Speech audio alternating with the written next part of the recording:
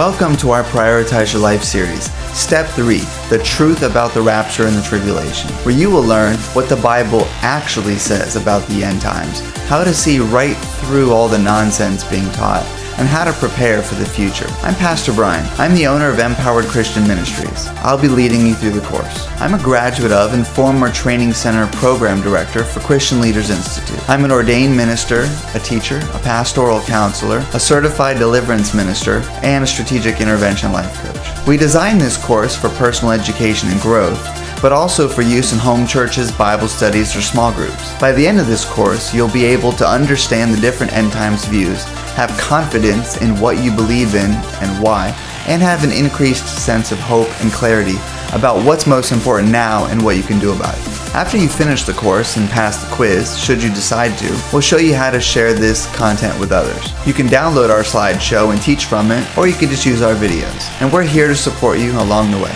Our course is set up like a 7-part Bible study with video lectures. The videos guide you through a slideshow that already has all the main points and scripture on it, so you don't need anything else to follow along. We also include optional materials to get even more out of the course, including a printout study guide, a printable version of our final quiz, and our discussion questionnaire. The ideal student for this course is someone who loves Jesus and wants to go deeper and do more. Someone who wants to help create real change in the world, but doesn't know what to do, where to go, or how to get started. There are no requirements necessary to enroll. We only ask that you come open-minded and ready to learn. Jesus said the harvest is plenty, but the workers are few. Join us in the work. We look forward to seeing you on the inside.